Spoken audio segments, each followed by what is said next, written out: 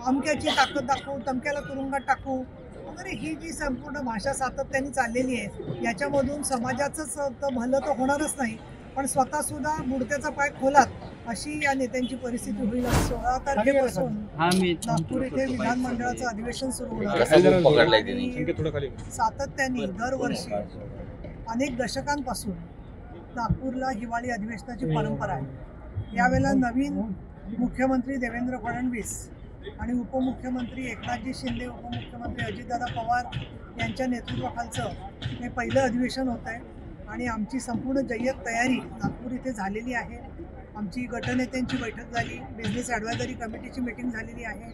आमदार निवासला जशी व्यवस्था आहे तसं 16च्या आदल्या दिवशी म्हणजे 15 तारखेला संपूर्ण व्यवस्थेचा आढावा मी तिथे उपसभापती या नात्याने आमचे सचिव श्री भोळे आणि बाकीच्या अधिकाऱ्यांबरोबर घेणार आहे.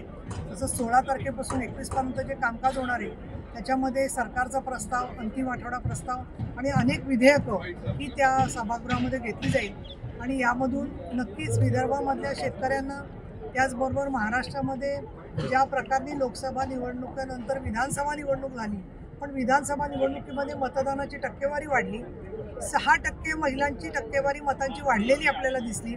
समाजातल्या प्रत्येक घटकाच्या अनेक अपेक्षा सरकारकडून आहेत. या पार्श्वभूमीवर आधीचे चांगले निर्णय परत सातत्याने राहणं आणि नवीन चांगले निर्णय होऊन विदर्भ आणि महाराष्ट्रातल्या जनतेला दिलासा देण्याचं काम हे अधिवेशन करेल असा आमचा पीठासीन अधिकारी म्हणजेच उपसभापती या नात्याने माझा प्रयत्न आहे. लाडके बहिणीचं रक्कम वाढू शकते, सरकार दिलेलं असे संकेत सरकारने दिलेले आहेत आणि सरकार हे शेवटी प्रशासन आणि शासन मिळून एकत्र जसं काम करत असतं तसं त्याचबरोबर काही निकषांनुसार सुद्धा काम करत असतं आणि 2100 रुपये केले जातील अशा प्रकारने वारंवार सरकारने याच्यापूर्वी सांगितलेलं आहे आणि त्यामुळे तशी रक्कम वाढवण्याची तरतूद केली जाईल आणि त्याच्यानंतर ते सुद्धा दिले जातील असं मला वाटतं. मी एक गोष्ट जरूर सांगेन की महिलांची व्होट बँक कुठे आहे याच्याला मी तुमच्याशी पुण्यामध्ये बोलत असताना सांगितलं होतं की स्त्रिया मतदार म्हणून अधिक जागृत होत आहेत, त्यांची टक्केवारी वाढते आहे, त्यांच्या प्रश्नावरती काम होत आहे.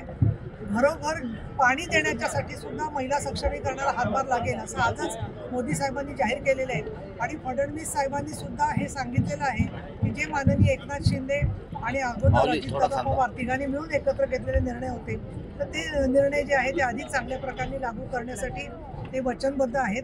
मला तर अजून खात्री वाटते की इतर सुद्धा अनेक जे मुद्दे आहेत त्या मुद्द्यांच्या वरती मग मी पाचलं की आनंदाचा शिधा काही ठिकाणी पोचलेला नाही आहे किंवा नंदुरबार, पालघर या ठिकाणी आदिवासी शाळांच्या मध्ये प्रदूषण झालेलं आहे, पोटं बिघडलेली छोट्या मुलांची, अशा अनेक प्रश्नांवरती मी स्वतः उपसभापती म्हणून सुद्धा लक्ष घालते आणि मला खात्री आहे की त्याचा सन्मान ठेवला.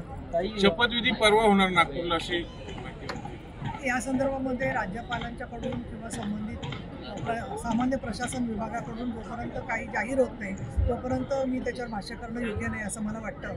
पण अलीकडे असं होतं की बऱ्याचशा खास बातम्या तुम्हाला आधी मिळत असतात, त्यामुळे मला असं वाटतं की याच्यावरती जेव्हा अधिकृत घोषणा होईल त्यानंतरच बोलणं योग्य राहील. दोन्ही शिवसेना आणि राष्ट्रवादी पुन्हा एकत्र येण्याची चर्चा सुरू झालेली आहे. परवा अमित भाई पवार साहेबांना भेटले, अजितदादा साहेबांना भेटायला गेले.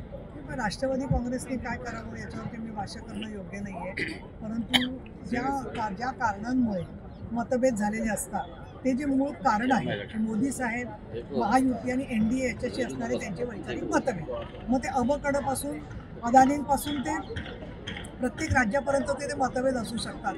त्याच्यामध्ये सामोपचाराने मार्ग लोकसभा निवडणुकीचा निकाल लागल्याबरोबर होत असेल तर मी असं म्हणेन की ती स्वागतार्ह गोष्ट आहे. आणि शिवसेनेच्या संदर्भात म्हणाल तर आमचे प्रवक्ते संजय शिरसाट यांनी जाहीर केलेलं आहे, परंतु तरीही मला असं वाटतं की अमक्याची ताकद दाखवू, तमक्याला तुरुंगात टाकू वगैरे ही जी संपूर्ण भाषा सातत्याने चाललेली आहे याच्यामधून समाजाचंच तर भलं तर होणारच नाही, पण स्वतःसुद्धा बुडत्याचा पाय खोलात अशी या नेत्यांची परिस्थिती होईल असं मला दिसतंय.